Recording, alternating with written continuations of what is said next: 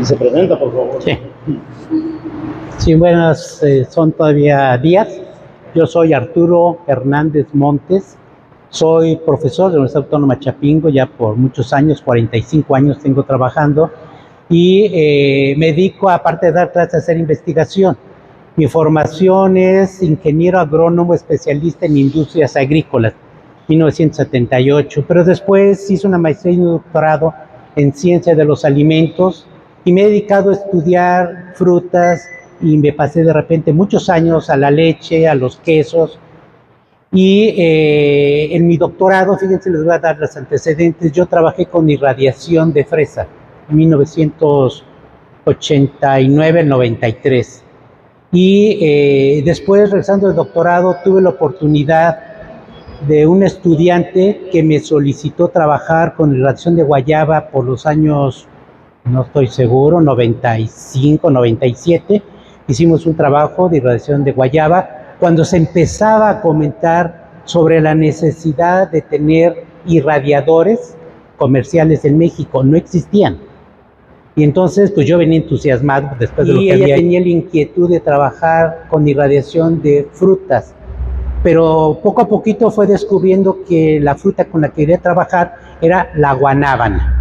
Entonces empezó a ponerse en contacto aquí con el doctor, hicimos esta reunión porque lo que queremos es aprender también de ustedes sobre toda la problemática y plantearles el proyecto que va a llevar a cabo Tania.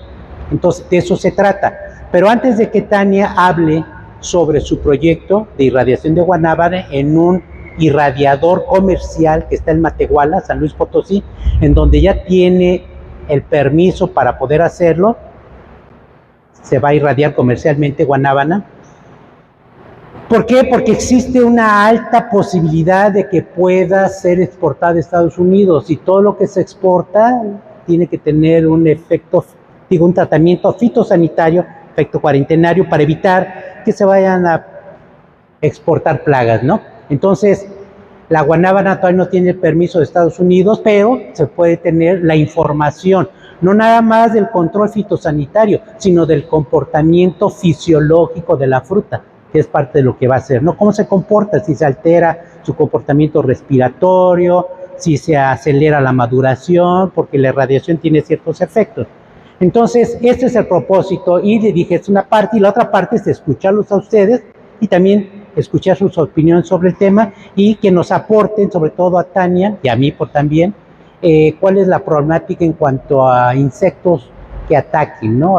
Que sean importantes. Bien, entonces, para poder iniciar, yo lo que quiero es darles una presentación muy general.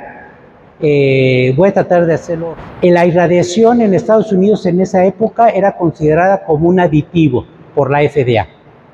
Quiere decir que cualquier cosa que se irradiaba tenía que estudiarse todos los cambios químicos que ocurrían, porque ocurren muchos, igual que con el calor, cuando calentamos alimentos hay cambios químicos, pero en la radiación dijeron, cuidado, tenemos que cuidar que lo que se forme no produzca cáncer.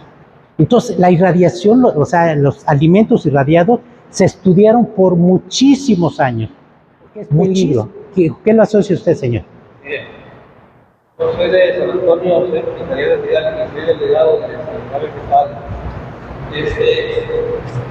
Acérquese. Para que escuchemos bien, porque yo espero que me escuchen. Sí, buenos días a todos los poquitos que estamos aquí. Me da mucho gusto que nos hayan invitado a esta reunión, porque para mí es muy importante estar en este tipo de reuniones, porque nosotros también somos guanabaneros acá en San Antonio. Aquí tengo conocido, aquí también lo conozco, ¿ya? Y nos da gusto que nos hayan invitado. A su pregunta de radiación, en días pasados yo tuve a mi madre mala y me iban a hacer unas radiaciones. Entonces, yo pienso que va a ser lo mismo, porque allí nos protegieron con unos aparatos, unos chalecos de plomo, porque esa cosa produce cáncer, ¿verdad? Y yo he oído un comentario que también la radiación es para los padres, pues, de las culpas, como decir las cosas, que se produce el cáncer, ¿verdad? Entonces, para mí es muy importante lo que está usted. Muy bien. Muchas gracias. Sí. Bien, o sea, primera asociación es cáncer, puede producir cáncer, lo cual es verdad. Pero depende que usted se mete y que le dé la radiación directa, ¿no? Yo estoy hablando de alimentos irradiados. Se irradia el alimento, a nosotros no nos irradia. ¿Hay alguna otra asociación negativa? Ándele, Chernobyl. Chernobyl explotó una planta nuclear, material radioactivo que sale. Radioactivo significa que está descomponiéndose, contaminó el suelo, las plantas, las vacas comieron el pasto. Ese material radioactivo se fue a la vaca, produjo leche y tenía material radioactivo, elementos radioactivos. Eso es un problema de una planta nuclear. Estoy de acuerdo. Ese es cuando pensamos en irradiación, planta nuclear, que son compuestos isótopos que no se usan en radiación de alimentos, es otro tipo de material, puede ser uranio, pero no se usa en alimentos, ¿no? Sí, eso es la parte. ¿Han escuchado hablar de los lanzallamas en la Segunda Guerra Mundial, Segunda Guerra Mundial? Que esos, y los usamos para hacer los bombones y no los comemos. Entonces, pensemos que todas las tecnologías pueden tener partes positivas y partes negativas, pero ¿con qué otra cosa nos espantamos, al menos los americanos, y por eso no creen en radiación? Les faltó decir lo más tremendo, que siempre es una amenaza en la Guerra Fría: las bombas atómicas. O sea, cuando la gente escucha radiación, isótopos, piensa, la bomba atómica, ¡ay, qué pasó! Nos van a matar. O sea, esa es una asociación que no está mal, pero no tiene que ver con la irradiación de alimentos. Es como el fuego. O sea, si calentamos nuestra tortillita en un comal, tiene que ver con los incendios forestales, tiene que ver con las bombas de Napal, que se arrojaban, incendiaban y mataban miles de personas. No se relaciona, pero digo, la fuente es el fuego. Entonces, hay asociaciones que hacemos que son negativas. ¿Y cuál sería la solución? Bueno, que entendamos que es el proceso de irradiación y que pensemos si cuando se irradia un alimento, ese alimento se pudiera ser radioactivo.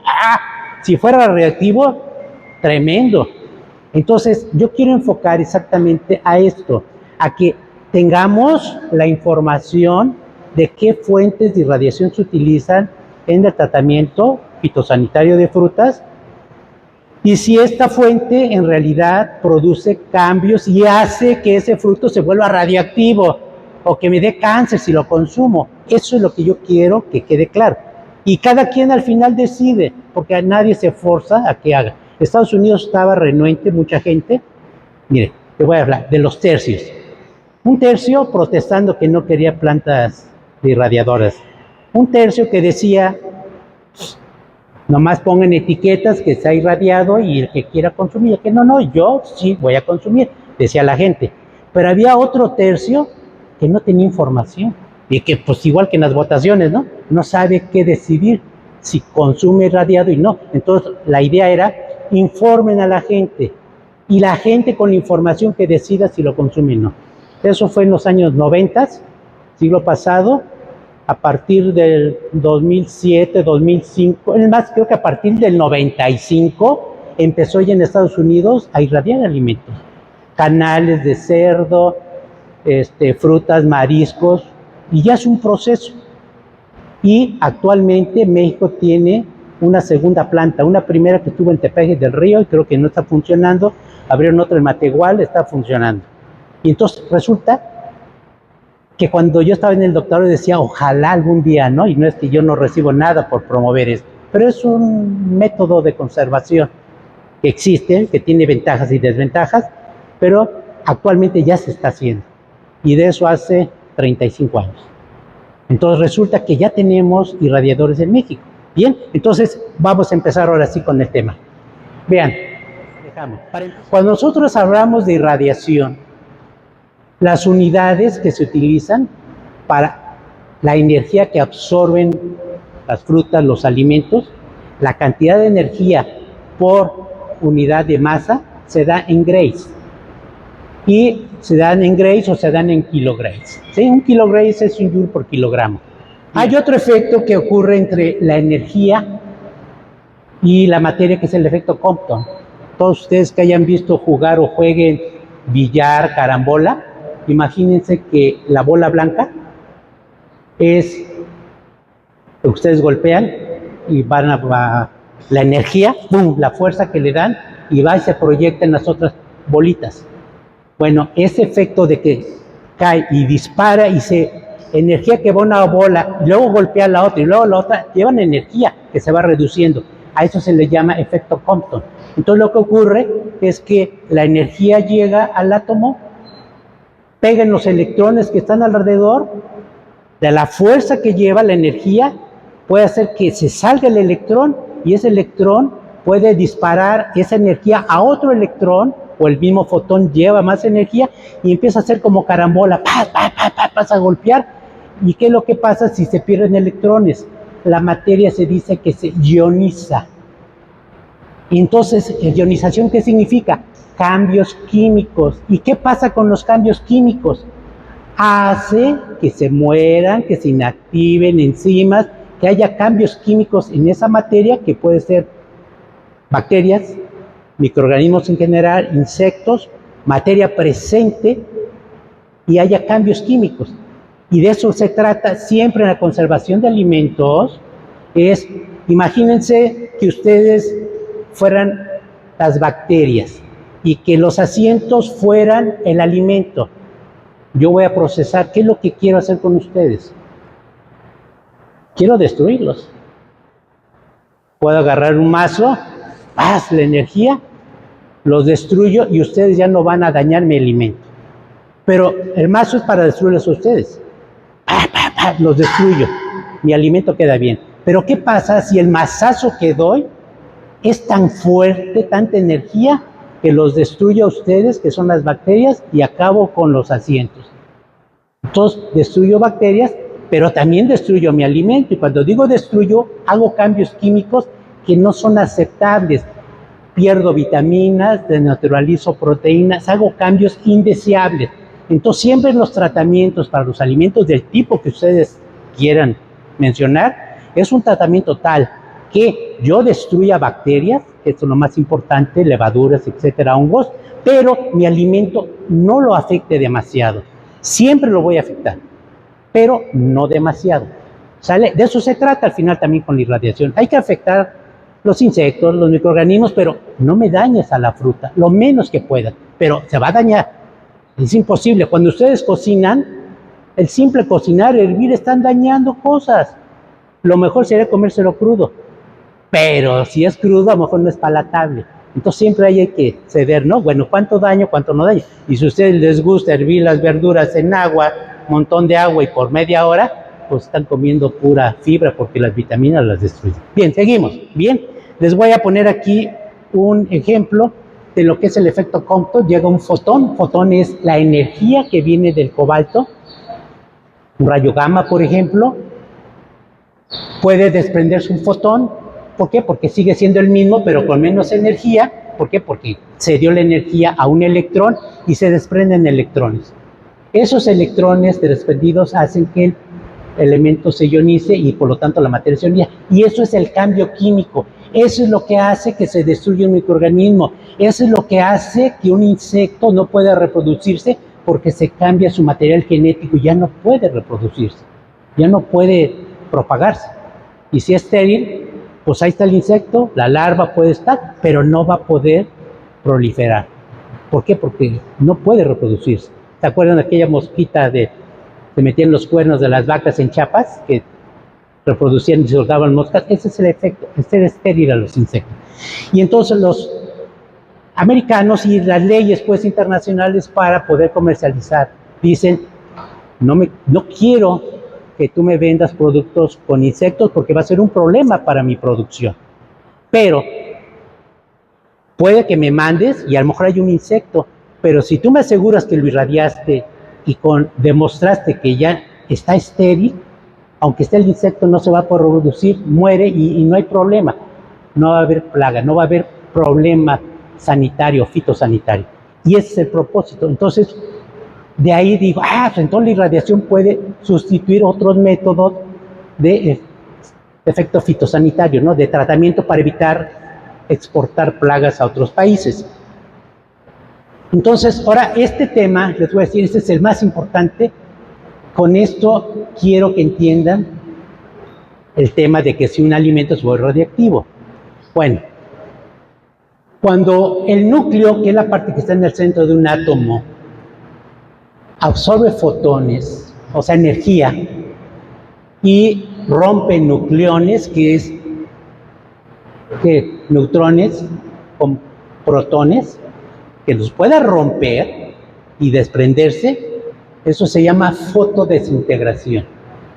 Eso entonces hay un efecto no en los electrones que están alrededor. Cuando hay una energía tan grande que sí afecta al núcleo, cuidado, peligroso.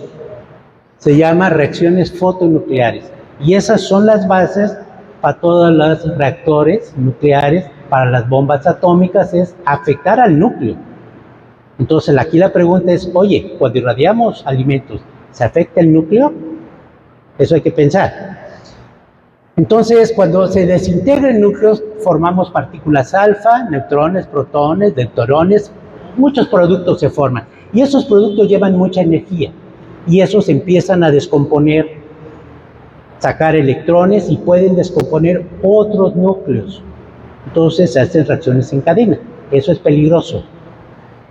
Para poder inducir radioactividad en un alimento, si es que se pudiera, tendríamos que tener energías de 10.5 megaelectronvoltios. Y un megaelectrón es 1.000.000 de electronvoltios. 10.5 millones de electrones. Es una cantidad de energía gigantesca. 10.5. Y eso es una referencia en general. Y se dice si son electrones acelerados o rayos X que no llega a eso, si son rayos gamma que no llegue a 5. Entonces 5, pero la referencia es 10. Recuerden, 10.5. Lo que nosotros usemos para irradiar jamás debe de producir una energía mayor de 10.5, porque entonces podríamos hacer reacciones fotonucleares y entonces tendríamos alimentos radioactivos. ¿Vale?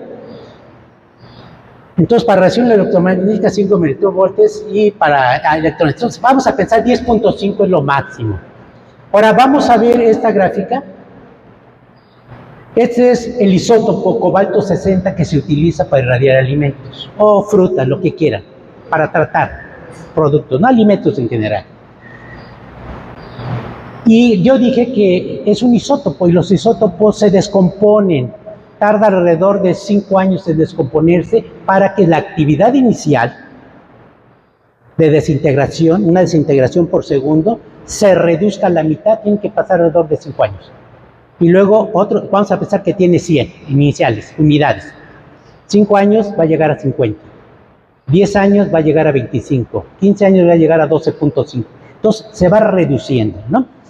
Cuando se va descomponiendo el cobalto 60, vean, esos son partículas beta, son como electrones, que son de 1,48 megaelectronvoltios, son pequeños.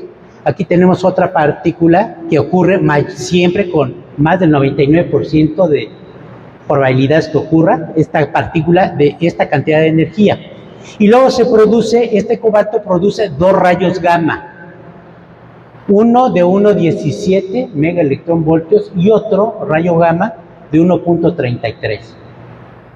Si sumamos esto con esto me va a dar 2.56. 2.50 y tantos. No llega a 3. ¿Cuánto ocupo para que un átomo pueda tener un efecto fotonuclear? 10.5. Esto me da, dije, 2.5. 2.6, vamos a exagerar. Jamás va a llegar a 10.5.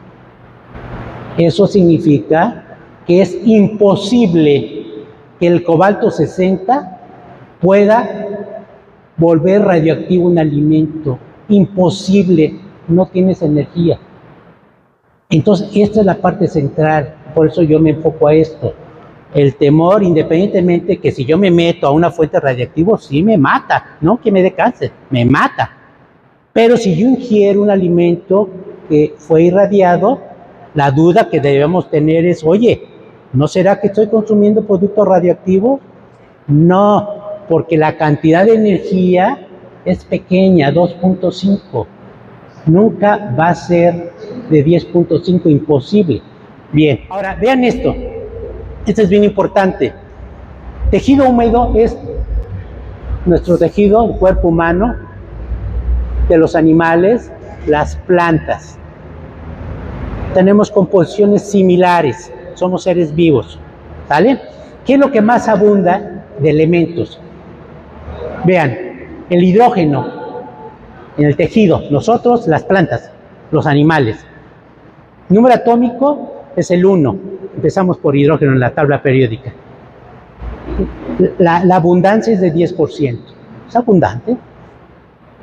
Carbono, carbohidratos, proteínas también tienen carbono, lípidos tienen carbono, o sea, toda la materia viva tiene carbono también.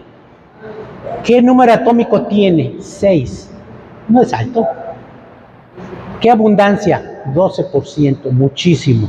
Ya con el carbono y el hidrógeno, que nos forma como seres vivos y a las plantas también, ya tenemos 22%. Vámonos al nitrógeno, su número atómico es 7, 4%. El oxígeno, vean, número atómico 8. Yo hablé de grandes de 50, de 100. Apenas es 8 y este es abundante, 73, el más abundante. Entonces fíjense, 73 más lo de arriba, ya casi tenemos el 100%, casi. ¿Y qué es lo que tenemos después, si quieren? Pues tenemos sodio, tenemos magnesio, fósforo, etcétera, etcétera. Pero tenemos cantidades pequeñitas y vean, el número atómico más grande es de 20, que está en materia viva. Y vean la abundancia, bien poquito. ¿Podemos tener efecto fotoeléctrico? ¿Podemos tener producción PAD? No, porque esos son para elementos que tengan números atómicos grandes, arriba de 50, 100. Imposible esas. ¿Qué es lo que va a ocurrir de interacción materia-energía? Únicamente efecto Compton. Llega un fotón y empieza a dispersar a los electrones. ¿Va a llegar a dañar al núcleo? No. ¿Por qué? Pues porque la energía que produce no llega ni a 3, dijimos 2.5, se ocupan al menos 10.5 megaelectronvoltios para hacer un efecto fotonuclear. Imposible que un alimento se vuelva radiactivo. Bien, entonces, con esto, ¿qué quiero decir? La irradiación es dar energía a través de un isótopo, que es el cobalto 60, comúnmente usado en alimentos. Esa energía va a producir cambios, y esos cambios son muy importantes para poder destruir lo que queremos y que se dañe lo menos mi alimento, pero va a haber daño, pero queremos que sea el mínimo.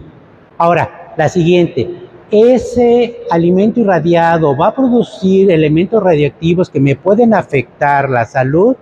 Imposible, imposible, porque las reacciones fotonucleares ocupan muchísima energía, 10.5, y esto da máximo el cobalto 2.5, imposible que lo haga. Ni que digan, pues no, se va a acumular, va a dar 2.5 cada vez, nunca va a juntar 10. Entonces, imposible que se vuelva radioactivo.